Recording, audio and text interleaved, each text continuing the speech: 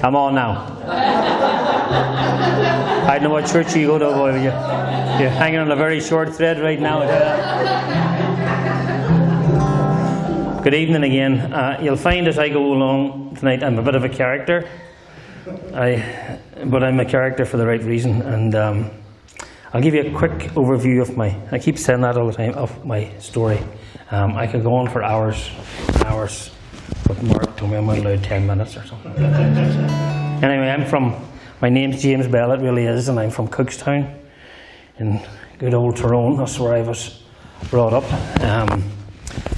My whole life I've sang music. I've been gifted for that ability. I didn't use it properly sometimes, but that's the gift that God gave me. And I've only sang, the only thing I was ever interested in was Irish folk music. And living up through the Troubles, and them times, there was sometimes the music I sang was Irish folk music, but it was with a different flavour.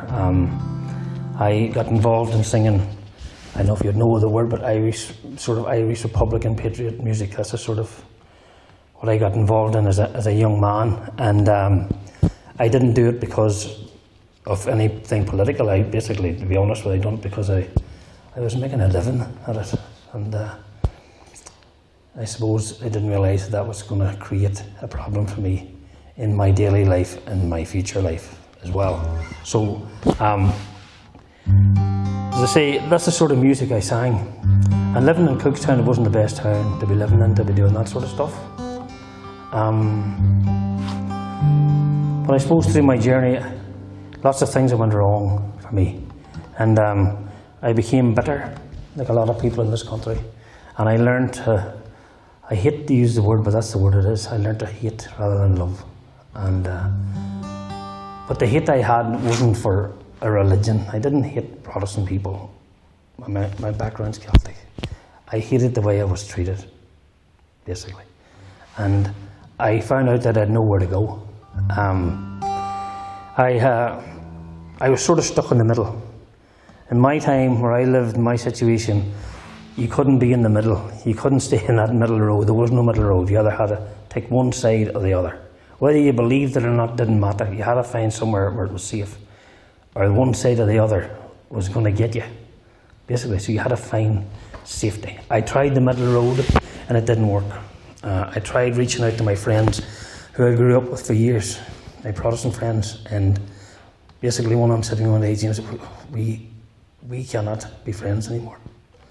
If our parents knew we were even hanging out, that was just the way it was.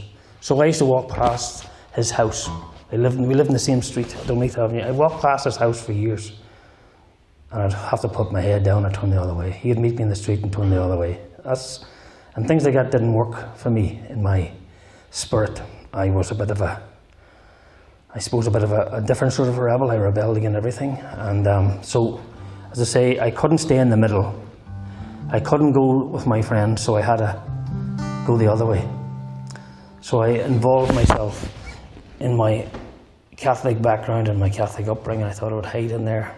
And then something major happened in our life that was to guide my path and control my path for the next probably 20 years of my life. My brother, out of all our family, I've got 3 brothers and 1 sister. And my brother, it became known that he was highly involved in the Republican movement in Ireland. He ended up in prison for 4 years. He ended up in the H blocks along Kish.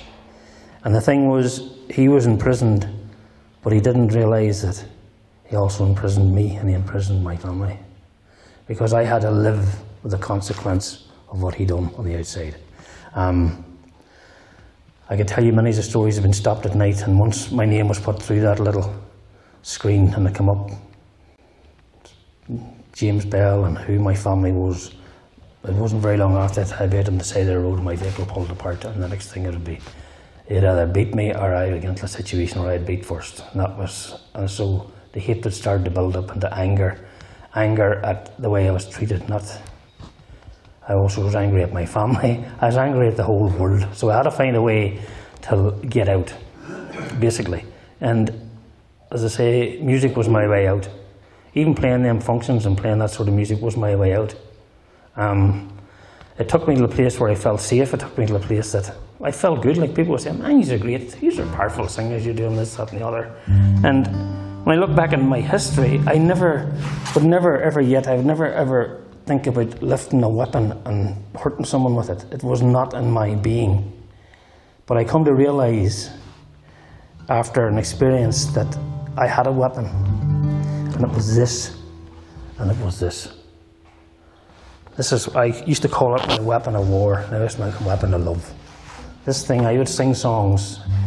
I've actually sang in this town for many, many years. And I would sing songs that would invoke and encourage that spirit that was going through this country. So I was to blame for a lot of it too. So if anybody in this room has suffered because of what I've done or what I've said, I apologise from the bottom of my heart to forgive me, because that's what it's all about. It's about asking for forgiveness. There's a song that I used to sing many. So there's no way I'm going to sing some of them once, Mark. Don't worry about it. Everything will be fine here tonight. There'll be no riots. There'll be nothing. This song I used to sing, and it meant a lot to me because it's a story of a man's story. And I call it before his time. His name was Phil Coulter. And he wrote this song many years ago called The Town I Love So Well. And that song, and the reason I say it's before his time was the man spilt his heart out. And he spilt his heart out that he's seen what happened to his town and to his people. And he didn't mean the people on one side or the other. He meant his family and his friends in Derry. He meant his people, everybody. And how he had seen change and how his prayer was for peace in Ireland. But this song come at a time when it was the last thing any movement or any people wanted to hear a song like that. And I remember we sung it one night at a function, I want to call it. And I was told after that if I ever wanted to play in that place again, you never sing that song here. Because we'll decide when there's going to be peace, and we'll decide how the peace is going to happen. And sort of inside me I was saying, you know, you ain't going to tell me what I can sing or what I can't. But this song, really, I'm going to sing it, I'm not going to sing the whole song, but this song has always been a favourite song of mine for the fact that there was a truth spoken through that held me somewhere. I wasn't in the middle, but it held me from sinking so far down onto the far side that I was going to be in the pit and I was never going to get out. I just knew that. It's just like, plus you'll hear the sound voice of mine as well. If you know the words, you're very welcome to sing along. I'm just going to sing a couple of verses, not the whole thing. In my memory, I will always see the town and time I've loved so well. You know, where at school we played ball by the Gansyard wall, and we laughed through the smoke and the smell. Going home in the rain, going down the dark lane, past the jail and down behind the fountain. Those were happy days in so many, many ways, in the town that I loved so well. I'm just going to skip to the last of it. But this was the key for me that really stuck in my heart. Now the music's gone, but we still carry on. For a spirit's been bruised, never broken. We will not forget, for our hearts are now set on tomorrow and peace once again. This is something I've got to remember. For what's done is done, and what's won is won, and what's lost is lost and gone. forever. I can only pray for a bright brand new day in the town that I loved so well.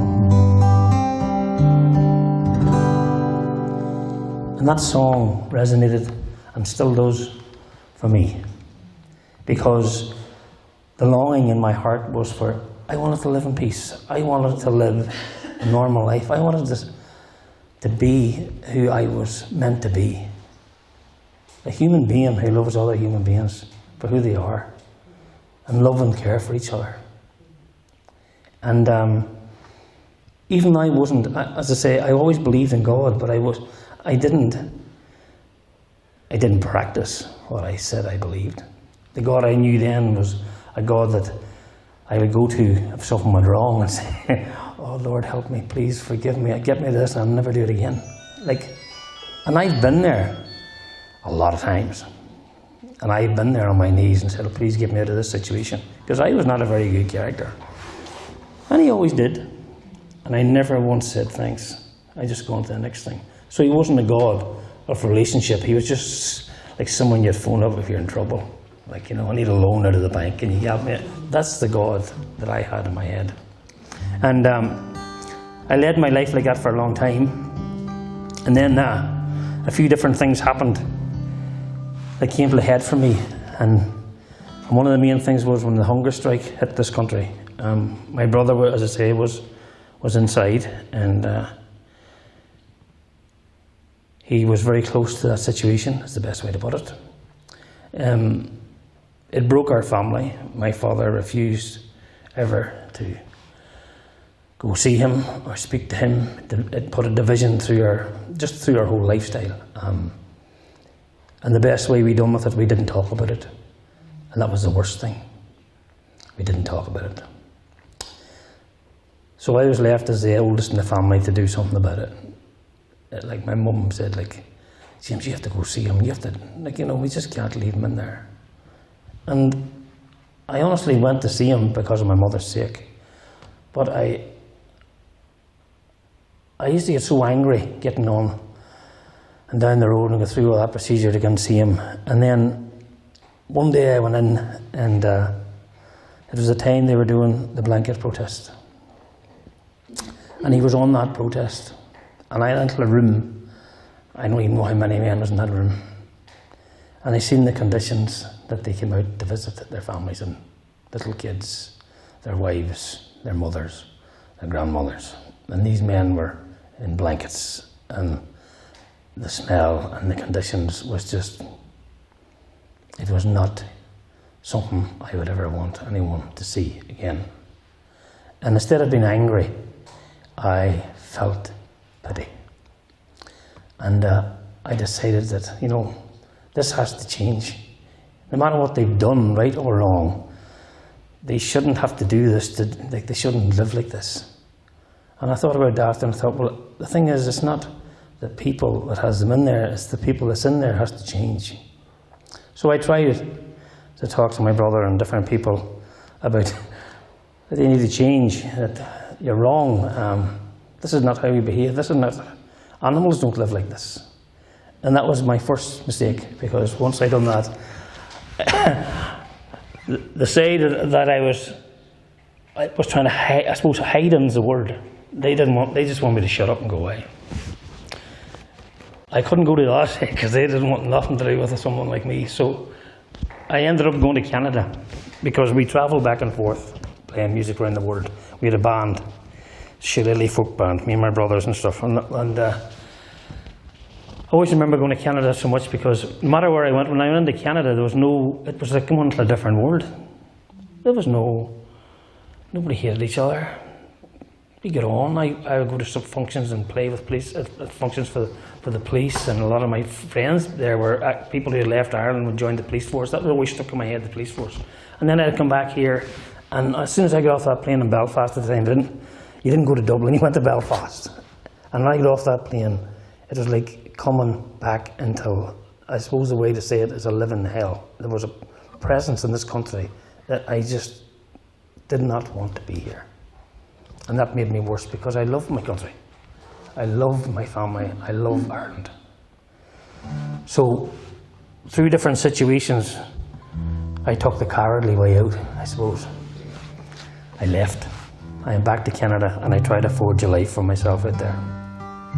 And a life that took me on a journey. I say I'm gifted. I done very well at the music. I had a very good career. I've done anything in music, I've done it. I've done the TVs, I've done large concerts, I've done everything as far as the music industry goes. But there was never anything long-term or sustaining from me. I was always missing something. And God, being the smart God that He is, so I'm skipping a lot out now, I'm skipping a way forward. I didn't realise it, but he blessed me with this Canadian wife. Like, my first marriage fell apart in Ireland because of the troubles. Because I was in a situation that I let other people dictate how I behaved and how I sang and how I done things. My wife, and she was totally right at that time, enough's enough. So I lost not only my own family, my parents, everything, I also lost my own kids. And thank God, the story's okay, it's all restored now, it's fine, but I lost that.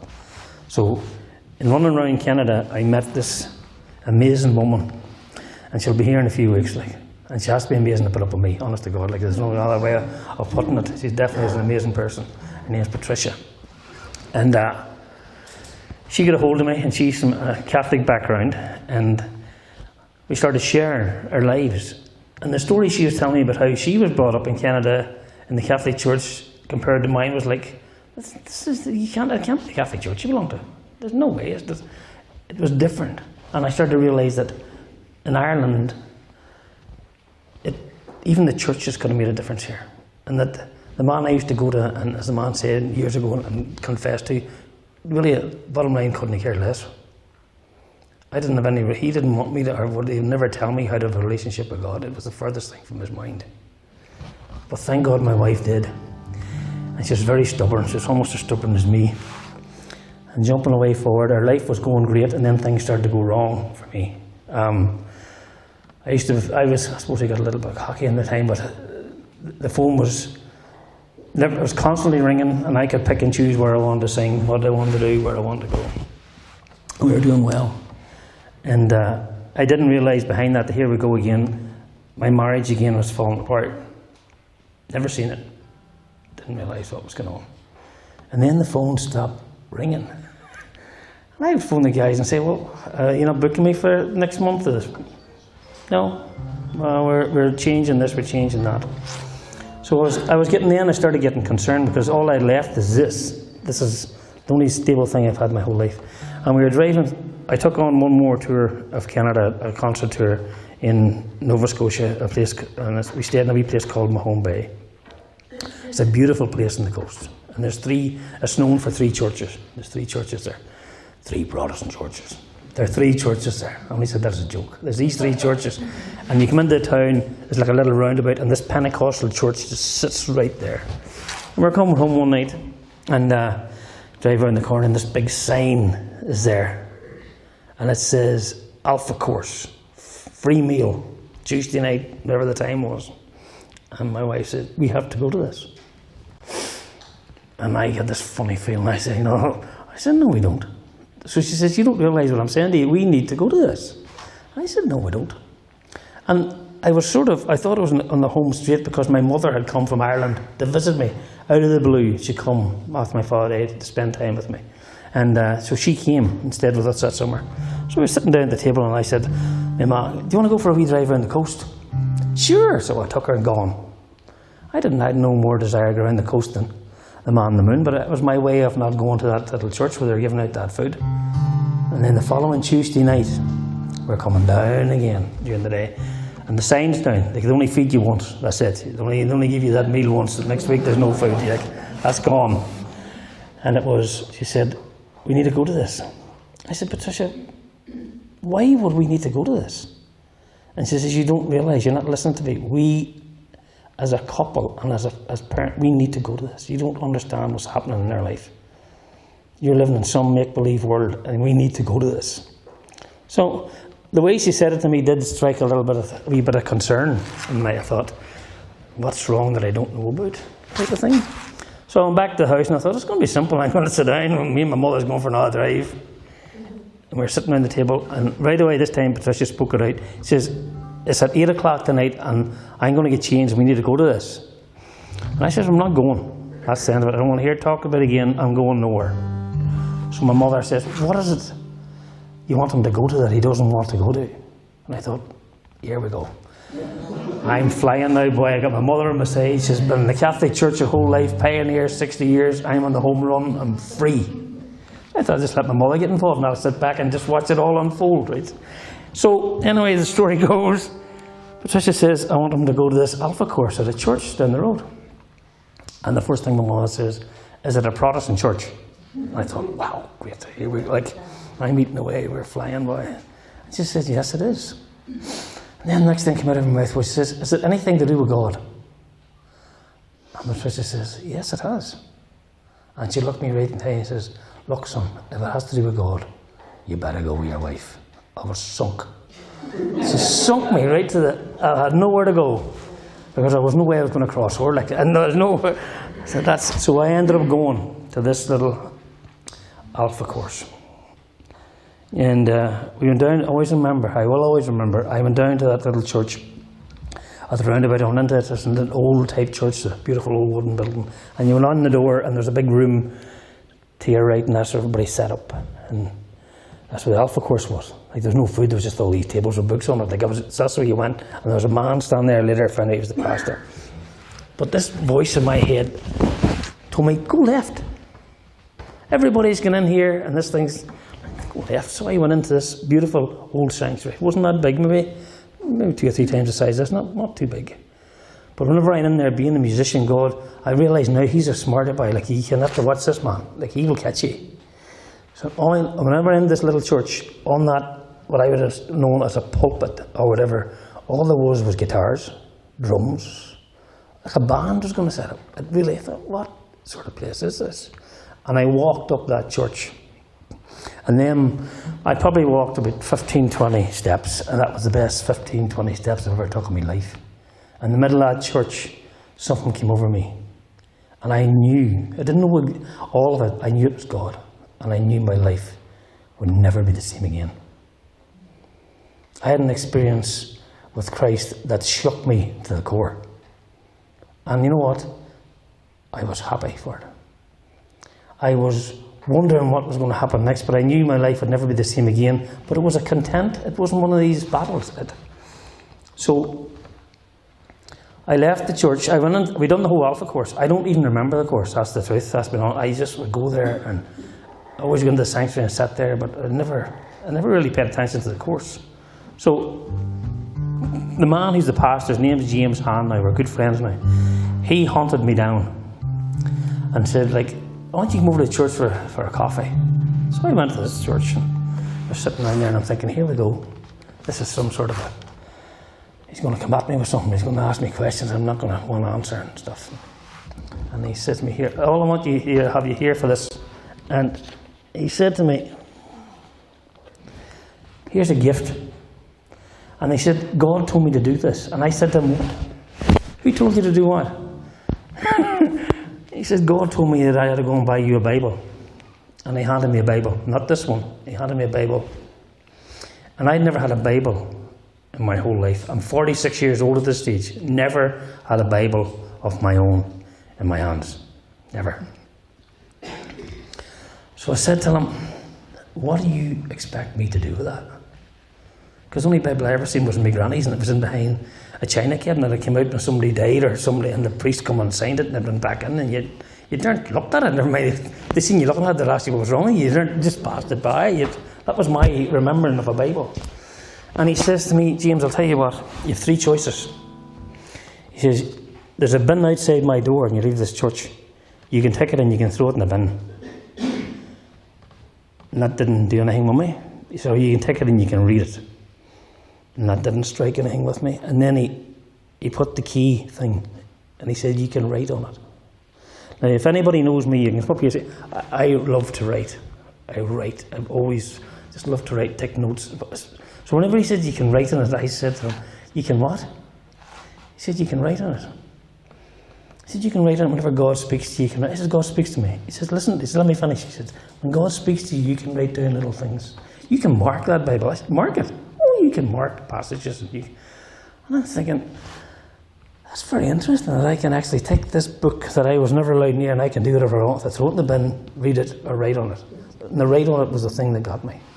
So I took that book and I went home and I read that book for 3 months. I read it so much that it used to drive my kids crazy. They'll come home and I always remember Kirsten one night saying to Patricia, is he in there reading that book again? And Patricia says, he's been in there for hours. So Kirsten said, was he ever going to get to the end of it? That was my daughter. Is he ever going to get to the end of it? I read that book, this is the truth, I went through that book like a rocket. And it was like nothing. It didn't. And I thought to myself, it doesn't mean anything. It didn't mean anything to me. And then that pastor, he's a character, he come and hunted me down again. And he says to me one day, I've got a CD, you'd love to hear it. It's somebody who's an Irishman who's very famous. And I said, okay, the only famous people I know is Christy and the Wolf Tone, but you handed me, well, maybe there's a song I would know in it. And it was a CD from Robin Mark. And he says, you must know this man, he's in Belfast. I said, I never hear tell of him.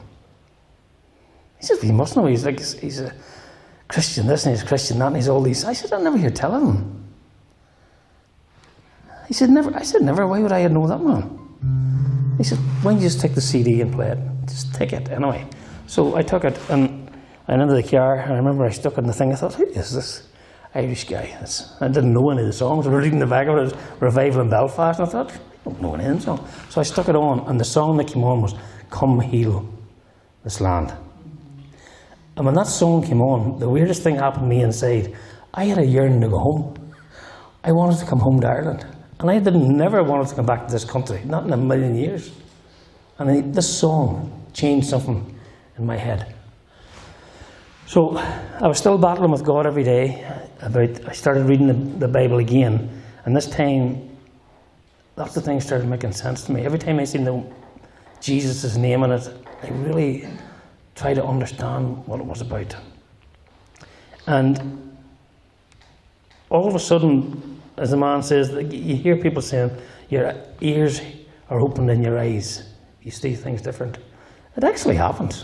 It was pretty scary, but it did. I was reading with different eyes. I was hearing people speak in a different way. And I battled them for probably 2 months. And he never let me win once. Not once. Not even chance. I challenged him on everything and he beat me to the ground. Everything I challenged him on, he beat me. And I come to realise that my life is going to revolve around this book. And my life is going to revolve around this Jesus who I've only heard of but I didn't know. So on New Year's Eve 2003, at 46 years old, I got down on my knees in that little house where I'd read that book, as they called it, for months, and I gave my life to Christ. Amen.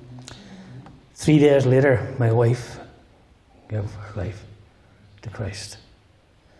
6 months later, that young girl who was walking past my door saying, what is that man doing? Give her life to Christ. And to me, I don't just do things half-hearted. I take something, it's me. I live it.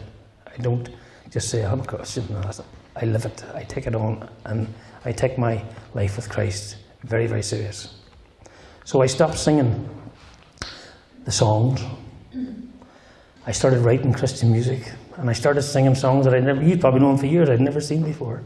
And it brought me such a joy. I had a pleasure for the first time in my life playing the guitar and standing up in front of people and singing. Because I knew I was doing what God had called me to do. What He had created me to be. So I went from someone who was crazy in love with Irish music to someone who was in love with Jesus Christ. Basically overnight. But there was something that had to happen. I had to come back home. And it was something that I thought, I can do this. But when I got near the time, I didn't know if I could or not. But with the help of my wife, she's great, she's forced me into more situations, and she's been right all the time. Don't underestimate the power of a woman. I mean that, at least for mine anyway. And I came home, and I always remember I wrote my mother because she likes letters, she always likes letters. So I wrote her a letter and told her what had happened. And I thought, she's going to read this and think he's definitely needs locked up somewhere, like he's lost his mind. And she sent me a letter back. And she says, you know what, if God's in it, I'm so happy for you. Just keep looking for God, and if God's in it, you hang on to it. But when I came back to Ireland, it's okay sending somebody a letter who lives in Canada, 3,000 miles away. So I came back home with, for me, an understanding of clearing up the mess of my past, and just getting rid of that burden and getting rid of all the wrongdoing. And I was hoping to make a difference here. And I suppose maybe it was a selfish thing too at the start, because I didn't really understand the significance of it all. But when I came home, I went into my mother's kitchen in that little home where I was raised at in Dunleith Avenue, way down number 42. If you want to go for a cup of tea, go down there. You'll get ham sandwiches with cheese on it, and that's fine. That's all she's ever made her whole life for anybody that visits with a cup of tea. But I get in that little kitchen, and she says, "You're home." I said, "You want a cup of tea?" And I said, "Yeah." Let me sit down at the table. And I said, "You're not yourself." She says, "What do you mean?" I says, "I know you. You're not yourself." She says, "Well, there's something I want to say to you, but I don't want to upset you because you're only in the door." I said, "Well, you know what? You may as well say it now, and then we can take it from there." And she says, "I'm really glad you have God in your life. And I'm really glad you've come home, honestly. But I hope you haven't come home to sing in Protestant churches about Jesus Christ, because you're going to cause me more problems than your brother ever did when he was in prison." That's what my mother said to me. So I said, "Well, I'm very sorry, but I'm not going to just sing in Protestant churches, but I'm going to sing at every single church and everywhere I can, and I'm going to spread the word about my story, and that you're involved in my story. I'm sorry, but you are, and nothing's going to change that. So now I know where you stand, and you know where I stand. I'm still your son, you're still my mum, so we're going to go forward." And we have. The hardest thing I had, I can stand up here and talk to these people because you're strangers. Well, you're not strangers, you're friends now. Anybody that sits here and listens to me, you're a friend of mine, you must be. You'd be gone. But the hardest thing I ever had to do in my whole, so far of my journey, was to sit and talk to my mother about Jesus Christ. God told me that you sit down in front of her and you tell her the truth before you leave this kitchen. You tell her the truth. It's not just some thing that you're going through your head. You tell your mother the truth about me, and that the fact that if she doesn't listen to you, what the possibilities are, how she needs a relationship with me. And you're talking about a woman who's, say, she's a pioneer for 60 years. She still goes to Mass. Every day she still lights her candles for the likes of me and my other brothers. Every day.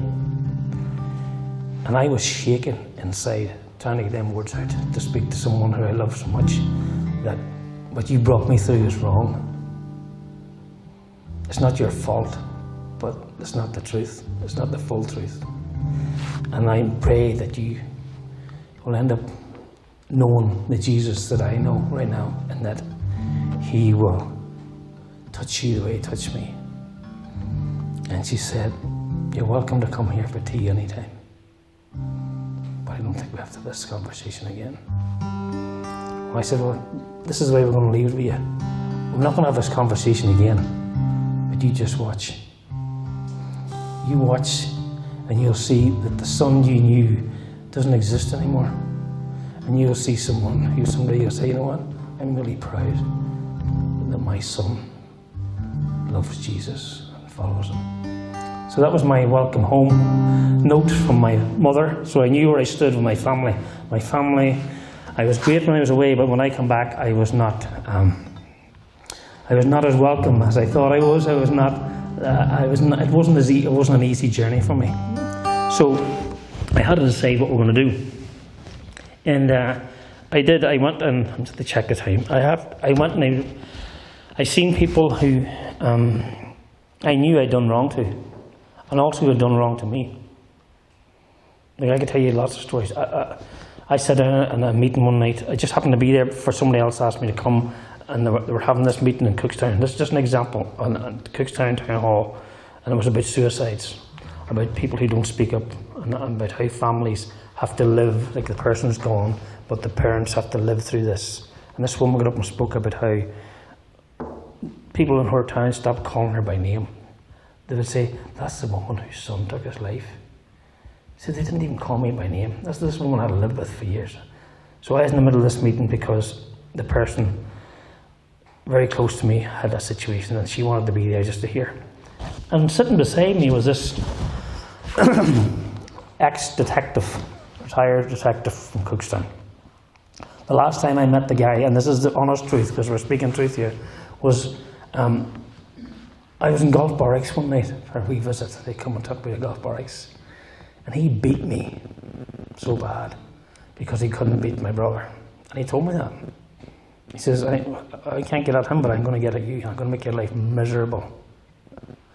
And there this man was sitting beside me, quaking. I could feel him shaking in the seat. And he looked at me and he says, "Are you Joe?" I said, "No." He said, "You must be James." I said, "Yeah." And you could see him relax. He said, "How are you doing? What are you doing here?" I said, "I'm here because I've given my life to Christ. And I'm here to make amends. And I'm here to share the gospel." He said, "Really?" I said, "Yeah." I said, "And what I say to you is, I'm sorry for the way I treated you guys. I'm really sorry for the way that I behaved and thought about you, never mind maybe not speak it out."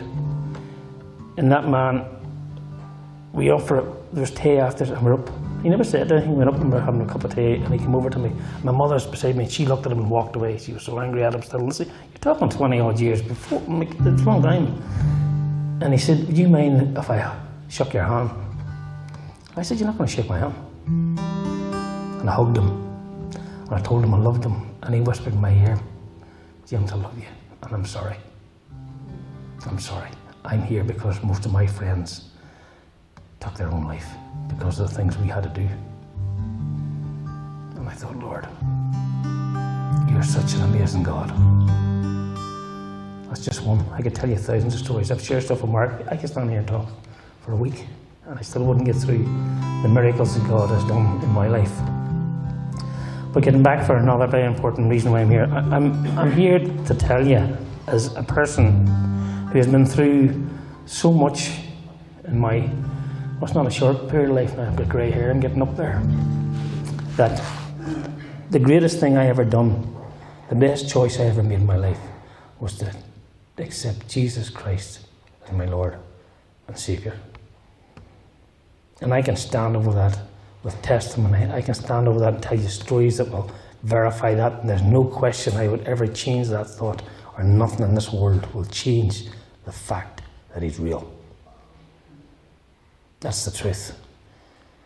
And this is not talking baloney. That's talking real things. This man is real. Christ is alive and real. And my prayer is that this country, I mean the whole country, and it's not because of, like, people say Ireland, some people get their back up. This is the most beautifulest country in the world, is Ireland. We have the most beautifulest people on earth. Everybody, really, realise it or not, everybody around this world wants to be Irish. That's it. So if you go to America, and I used to go to St. Patrick's Day, every Tom, Dick and Harry's Irish for a day. And here we are, we're Irish for life. Because the world sees something that they want. And what they want is, they see Ireland as a people who love, who care, are hospitable to each other. But unfortunately we're not. But we can be. We can be. I totally believe that this country will change the world. I totally believe that in my heart. I used to pray, as I say, and say things like, come and help me and get me out of this situation, I'll never do it again. My prayers are different now. I pray, Lord, please use me. Please use me that I can tell people how much you love them, and you can reach into the biggest pit in the world and take us and change us and make us anew. And not only make us anew, make us friends, real friends in love together. And I have, as I say, I have a huge desire for this country to be back to the country that probably none of us will have ever remembered, and maybe has never been born yet, never even exists, but that everybody in this country would come together in love for each other, and the past will be gone. And in Christ that happens. Your past is gone. He won't hold it against you, so why would he hold it against each other? It is so simple, but so powerful. And I've probably skipped a lot of stuff out, but I'm just going to go where God leads me right now. I came home this time for different reasons, but as I say, about 2 years ago I started having this huge desire to come back to Ireland and see it changed, and ask God, let me be part of that change. I've done it all through Canada. I go to Irish groups with people are Irish descendants and people 2 or 3 generations, and I tell my story. More detailed than I am tonight, because I do it over 2 or 3 days.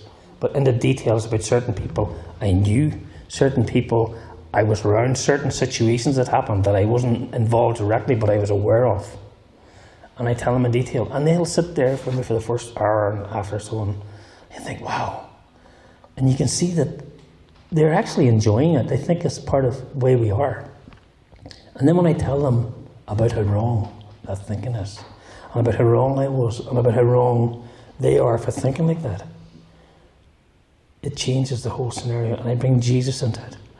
And amazing things have happened to me by talking to people who used to live in this country, who've left here years ago to go to the Miramichi. There's a huge area, the Miramichi.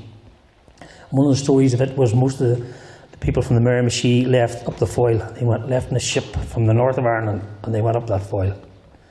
Both Catholic and Protestant. They went to survive. It was nothing to do with politics, nothing to do with war, nothing. But there was still that thing in this country, and they left, and they went, and they ended up in New Brunswick. And that's where the St. Lawrence goes up, and then it branches off, and the river's called the Miramichi. And there's only so far a ship will go, that's it. They went as far as they could go. They couldn't go any further. Now when they got to that place, and I've talked to generational people from that, and this is how I know the story, and they all come back to the same thing. Well, they travelled in that ship, hundreds of them died on that journey. But on that ship, they were one. They helped each other. They helped feed each other. They shared. They buried each other. It didn't matter what religion they were. They were Irish people going somewhere to try and survive. And they went as a family. But when they got to the Miramichi, and it still exists to this day, when that ship stopped, the Protestant people went to the north side of the Miramichi River, and they called that Newcastle. They named it New.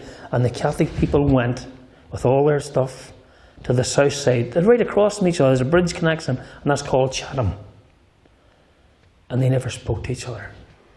They took their history and they built Catholic. There's a huge cathedral at Chatham, huge. It's as big as the one in Armagh. That's how big it is. And it's known as the Irish capital of North America for festivals, is the Miramichi. And them two communities then they wouldn't even talk to each other. And I've been working at that now over the last few years, and they honestly believe, and they're living the life that we here do not want to be any part of. And they didn't even live here. They listen to stories from here, and they've took it on as a personal thing. People in the Chatham area, that they would support, raise money, and send it back to Ireland to help the cause, not knowing what they were doing. So that's what I've been doing for 2 years, putting things straight in Canada, and putting Christ, and bringing Christ the opportunity of how Christ can change all things. And then, as I say, I came home here in June, jumping away forward again, I came home here in June. I brought a mission team home from Canada. Some women who came home to spend some time in Baleards. Like, I skipped the whole part. I was part of drop-in ministry in the middle of all this, and then I went back to Canada. Like, that's a whole big thing missing. Me and my wife have opened a Christian daycare centre in Nova Scotia. We're about to open a Christian school against all odds in Canada. If you know the history of Canada at the minute, it's a miracle. It's only God made a way that we have this Christian school. We talk about, these kids talk about Christ every day. They get to hear the gospel from an Irish Catholic from Northern Ireland, and we spread. It's beautiful. It's beautiful. But anyway, so I came back and led a team of women home here who have a heart to serve and help Ireland through drop-in, and they wanted to come and find out more about the story. So we brought them. Drop-in's headquarters now in Baleards, so I have the pleasure now of living in a castle. How good's that? That's some difference from living in Dunleith, haven't you, boy? I live in a castle. And when my wife come here last November, well, it is a castle. Anyway, when my wife came here last November, she led a team here. And Patricia's from Canada, she's from Toronto. And when she came back, it wasn't, I missed you, James, and all that stuff, or I didn't, thanks for doing the dishes and thanks for looking after the house. It was, all I heard was, you need to go to Baleards Castle and get into the prayer room, because I have an experience with God like I've never had in my whole life. That's all she talked about for days. Never mentioned the dishes, never mentioned nothing. Anyway, so we actually, it got so strong with her that we actually put a prayer room in our house. We have a prayer room now in our home. We have a mission home. We have 2 houses we bought and put them together. We have a prayer room in that house. And the fact we put it in has actually changed the whole dynamics of our family and our grandkids. It's really very interesting. So with that in my head, and she never stopped. So this mission team I brought to Ireland myself. My wife's coming in a few weeks' time, but I wanted to go to this. I wanted to go and see what, or was this for my wife, or was it for me? Because everywhere she led me and forced me into has been really good. It's been beautiful. So I thought, well, our record's good, that I should just follow suit. So I decided I'd lead this team anyway, and I came to Ireland, and I booked tickets. I don't ever hang on. What I thought was, I'll get to Ireland 2 days before the team gets there. And I'll have time before they get there to spend time. And unfortunately, I sent them through London 2 days before me, and they came from Toronto to London, and I came from Halifax, St John, and then to Dublin. So I get to St John, and I'm stuck there for 2 days. I got fogged in. So the women got here before me. They got here a day and a half before I got here. So the whole team had hit the ground, and I arrived on a Saturday instead of arriving on Thursday. So I've been hung up in an airport for 2 hours, for 2 days. And when I got there, they were about to head off to Scotland for the day, to Glasgow, and I was taking them for a day trip. And he said to me, "You're not coming." And he says, "You're tired looking, you'd be grouchy, you're not coming with me." So everybody left, and I was left in Baleards Castle, all by myself. So I went and made myself a cup of tea. If you get to know me, I love my tea. I made myself a big mug of tea, and I went into that castle at Baleards. And in that room, I wasn't there that long. And in the stillness of that room, I just said, "Lord, I'm here. Now what?" Basically, I'm here. And I just listened. I didn't say anything. I didn't start looking through scripture. I just sat there. And I've written a lot of Christian music. God's been good. He's used me well. And I'm blessed with it. Then all of a sudden, in the distance, now this is another thing I'm going to say, and like people, if I had said this in my mother's house, she would have listened. She would have beat me out the road with a big stick. I heard that whisper, that voice. That voice that pastor told me years ago would happen to me. I've heard it lots of times. I heard this little whisper. I knew that whisper was God. I just knew that that's something was coming, and all all he said was these two words: endless love, amazing grace. That's it. And up until now, most of the music and songs I've written have come pretty fast, and it's been a journey. I could hear the songs, I could note by note, and we're done. And this one was different. Endless love, amazing grace, and this melody.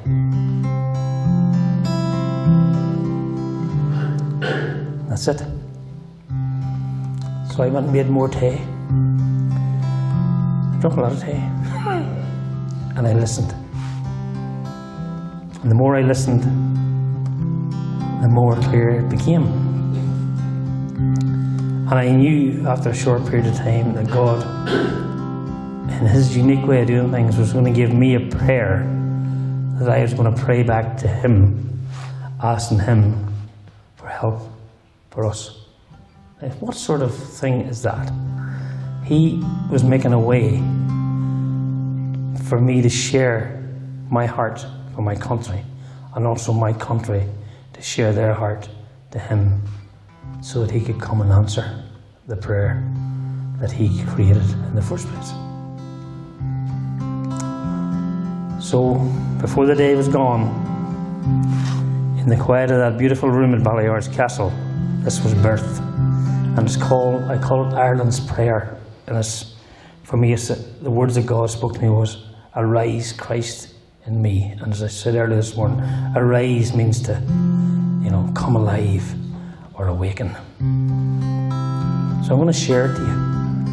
It's not the way the night was supposed to go. I've got a whole whack of stuff up here, and it's not, but that's what God's leading me to do. So I'm going to share the prayer, and it's also the reason why I'm here. I've come to that understanding over the last few weeks.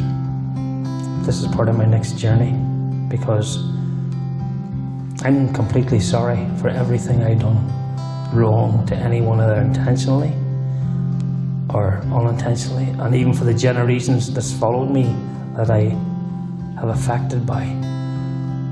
Not only by what I've done, but what I didn't do. More about what I didn't do than what I've done. Because maybe if I had stayed that middle road and took what was coming, and lots of people had joined me, maybe the history would be writing a different story about Northern Ireland.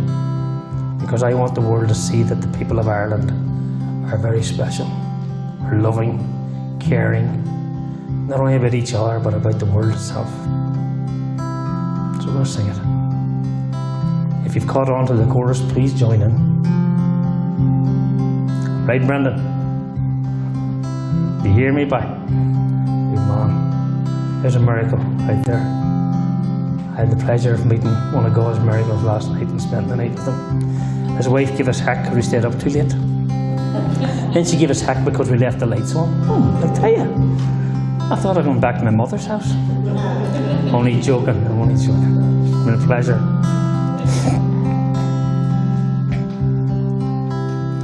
Say, rise in the morning, your sunlight on my face, giving thanks for new mercies, endless love, amazing grace. Then two words. Christ before me, Christ behind me, Christ beneath me, Christ above, Christ within me, mold and make me the reflection of your love. Let me bring this prayer before you. Hear the song from my heart. Let this nation come before you with broken, seeking hearts. And I pray you will forgive us, heal us, set us free, that we might stand together in Christ, alive and free. That's the key there, in Christ, alive and free. Christ before me, Christ behind me, Christ beneath me, Christ above, Christ within me, mold and make me the reflection of your love. So let this prayer be an anthem from the north, south, east and west.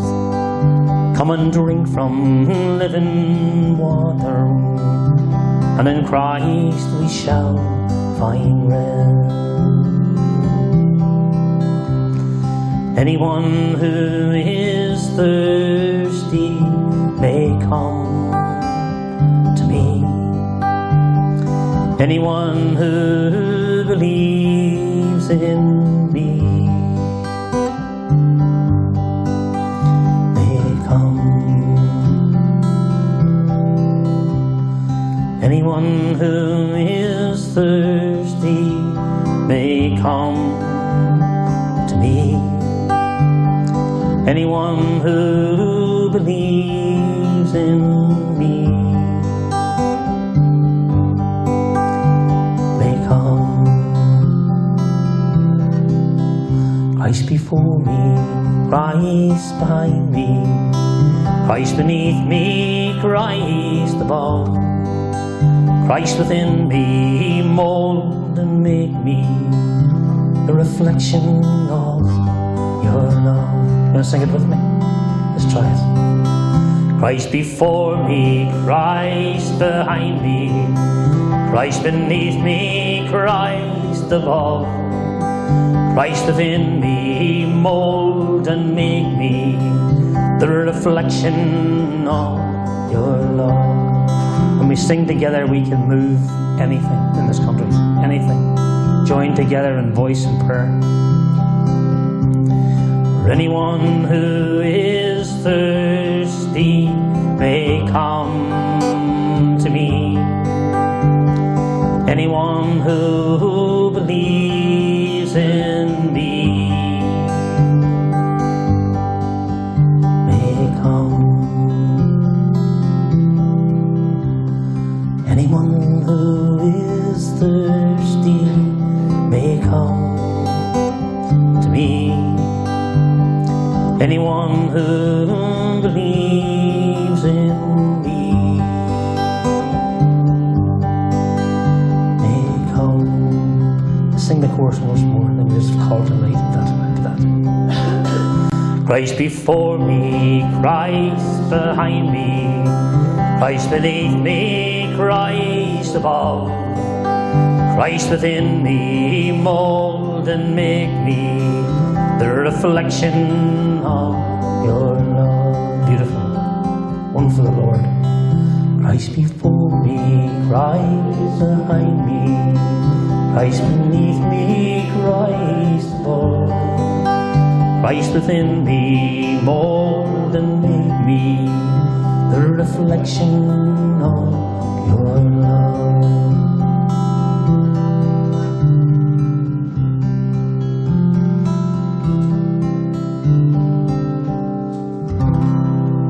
That's God. And that's what God can do to every single person in this room if you let Him.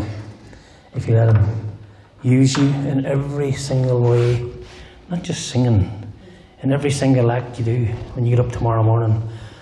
Say hi to your neighbour. Ask them how they're doing. Is there something you can do to help them? Is there something?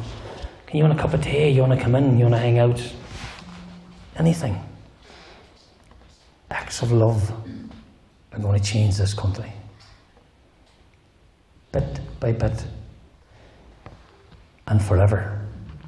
And every single one in this room can be part of that. It is so simple. We complicate it. And we try to make it out that it's something, oh, I can't do that. You can. You can say hi to your neighbour. You can just pop in and ask your friends, how you doing? Haven't seen you for a long time. Don't wait for them to call you. You call them. Let them know that you love them. I'm a father and a grandfather. 9 years ago, I lost the treasure of my life. I lost my daughter, 19 years old, in a car accident. We'd only started ministry in Canada. The Lord took her home. And I can say it with confidence that the Lord took her home. because Marie had shared with me that she'd give her life to Christ. And even though that still hurts and there's a pain, there's also a joy and a contentment knowing that she is where I am going. She is where I want to be. And it's so simple.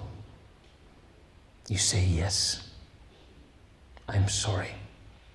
Yes, I believe that you died for me. Yes, I believe that you rose again. And yes, I will do what you asked me to do unconditionally, the same way you love me unconditionally. It's not complicated. We have complicated it.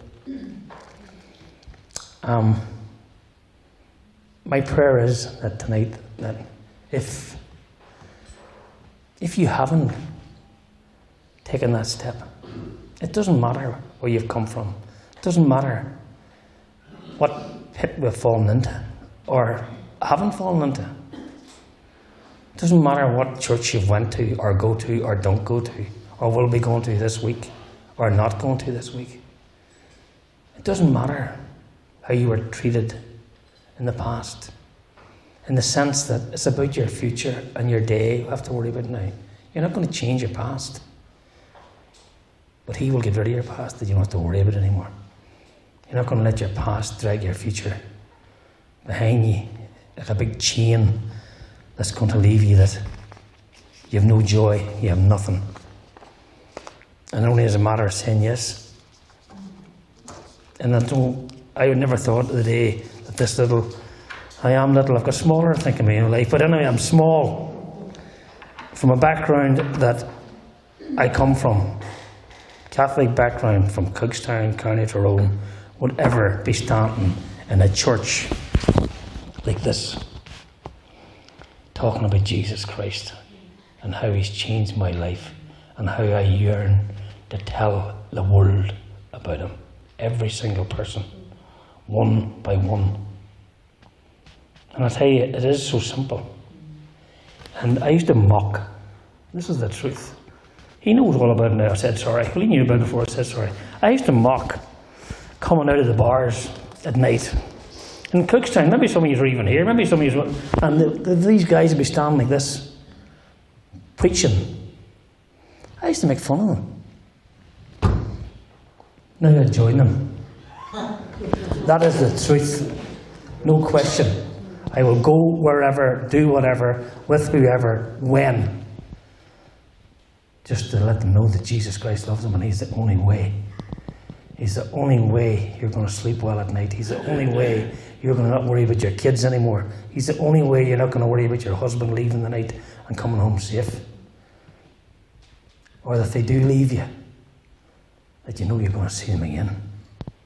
Because their life is not done, it's only starting. So that's how I live my life. So to say, if you've never taken that step, I was 46 years, so for 46 years I beat myself to death and tortured the world around me, tortured everybody around me. There's no question I didn't do anything that didn't drive everybody insane. And I hope it doesn't take you to your 46 years old. Or if you're past 46, you might as well, don't wait. Don't wait. It's something to take serious. And I often say this is,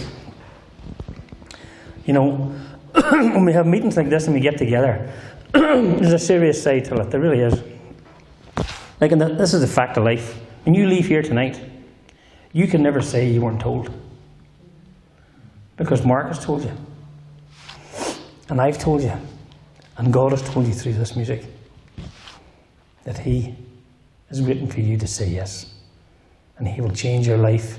And He will make it. I'm not going to say it's going to be, it's not all rosy. Trust me, it's not. I've been there. It's not rosy. But it's satisfying. And you know what? It takes away a lot of the things that we make a big deal of, the things that's keeping us down and not being the people He created us to be. I don't care who you are in this room.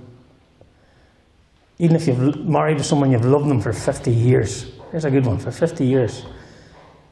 If you haven't got Christ in your life, you don't even know what true love is. I love my wife in a way that I could never have loved her before. I love my kids the way they've never been loved. I asked God for a father's heart, and He gave me one. I make sure that wherever I am, I will get a hold of my kids. And this old technical stuff, I have to get a hang of it now, but I let them know every single day that I love them, but God loves them more. Every day. Ever since I lost my daughter, I make it a point.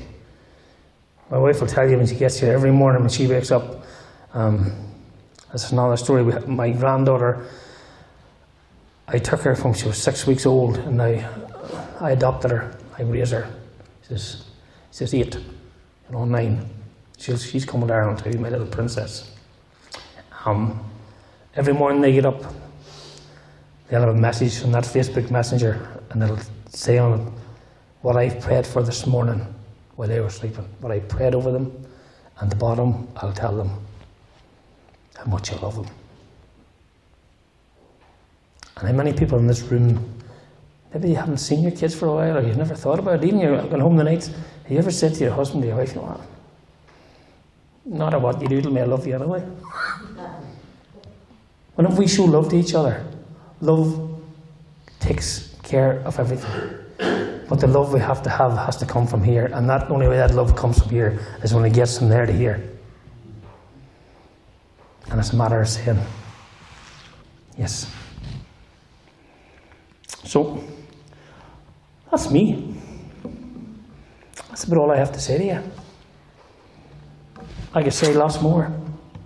And if God leaves it that I'm going to be around for a while, I think that's what Mark and this crew's praying about. There's a lot of pastors praying that I don't get back to Canada. I see them pointing at each other. Anyway, but if it, no matter what, we've